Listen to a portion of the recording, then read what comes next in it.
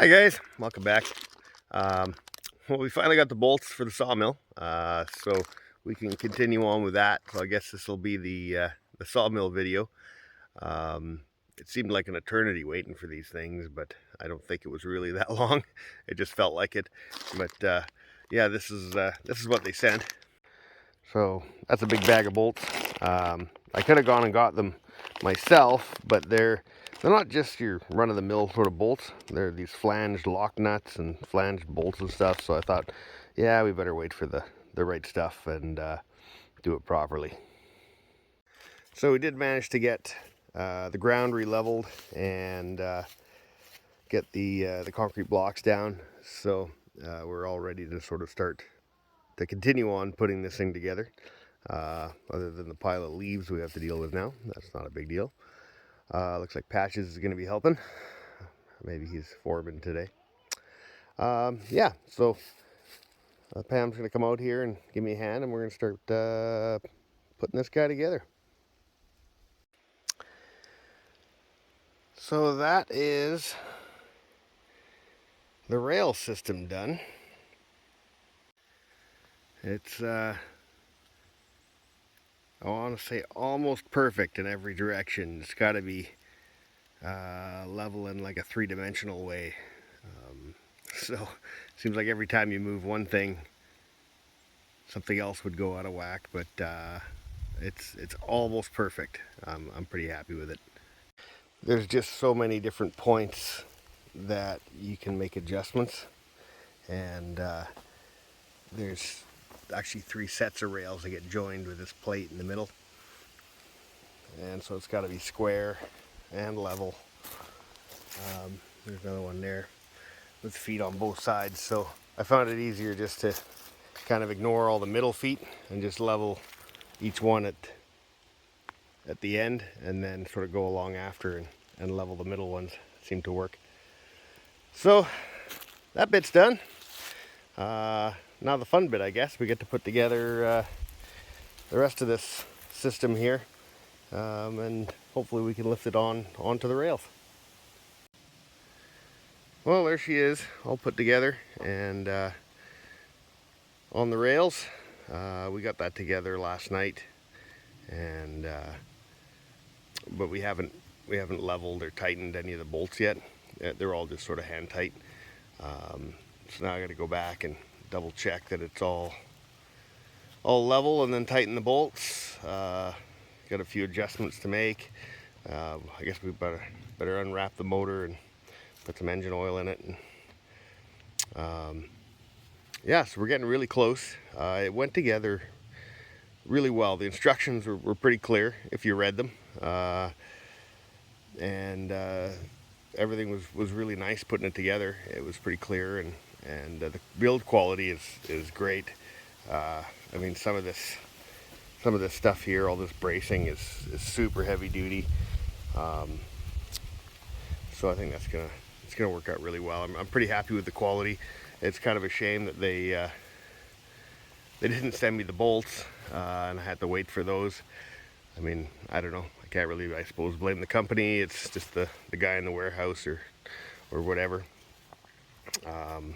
But yeah, so far I'm pretty happy with the quality of, or at least the way it looks. They got this beautiful little aluminum tank here for the coolant. I shouldn't think, not coolant, it's for lubricant, to lubricate the sawmill blade. So yeah, they use this nice aluminum tank. It reminds me of one of the old hot rods or something with a gas tank made out of a keg. So yeah, so there she is. So we gotta go get some oil and gas for the motor. I gotta tighten everything, kind of double check. I'm gonna run it back and forth on the track a few times and then recheck the track just to see if anything settles. And then we'll carry on. All put together. I spent, I think, just as long making the adjustments to it as we did putting it together. I fired it up. We put some oil and gas in it and sort of did a quick little test run, make sure the blade stayed on and everything looks okay. So we're gonna drag a log over and see what kind of mess we can make. It came with two little scales depending on what you're cutting. They're magnetic. They're kind of cool.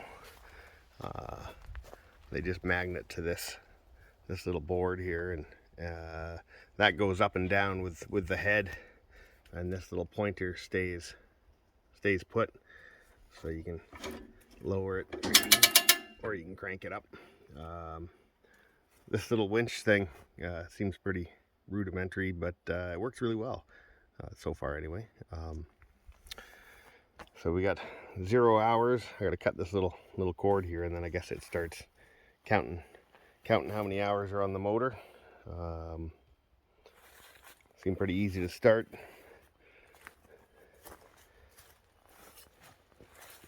So there she is. We don't put any fluid apparently in this. This is the lubrication tank. We gotta put some soap and water in it while it's nice. When it's cold, we have to use windshield washer fluid, but we don't use anything for the first half an hour, I guess, to break the belts in. I'll show you what the belts look like inside this housing here. So this is where the belt rides inside on these big wheels here. Everything seems pretty good. Apparently this is normal. It says up here there's supposed to be some slack. That's just like an idler wheel, I think. That's the drive pulley, and that's a tension pulley here. So I followed all the instructions, so hopefully everything works out okay. These things need adjusting. I used a little feeler gauge to get them in the right spot. This stops me from running into these log stops if they were up too high. Stops you driving the blade into that. That's probably a good thing. I imagine I'm gonna bump into that a few times when I get used to this thing. So yeah, we're gonna go haul a log over and fire it up. We just carried over this little guy. This is a test log, so we'll see if we can make a 4x4 out of this or something like that.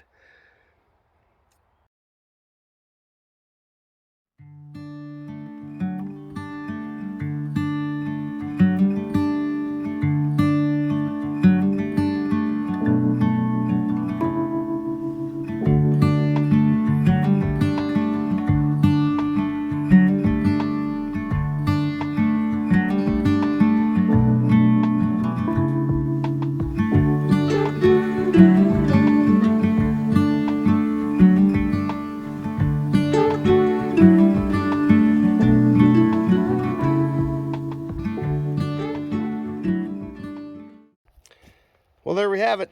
One 4x4. So yeah, I guess you don't need huge trees to make a 4x4. And that thing cuts like a dream. So we'll see what kind of mess we can make tomorrow. Well, that was exciting. We got our first piece of lumber cut. That went pretty well and quickly. I wasn't sure how long this process was going to take, so I just got to build a place to put the stuff after we cut it now, so we can dry it for a bit. Well, thanks for watching our sawmill video. We're pretty happy with it, I think, and hopefully this will make life a little easier, give us some lumber without paying these exorbitant prices. It's heartbreaking every time you go to the lumber store nowadays. It seems so expensive for what you get, and the lumber really isn't that good. It's like, I don't know, they're using matchsticks to make 2x4s nowadays. But anyway, yeah, thanks for stopping in and checking out our new sawmill, and we'll see you next time. Bye-bye.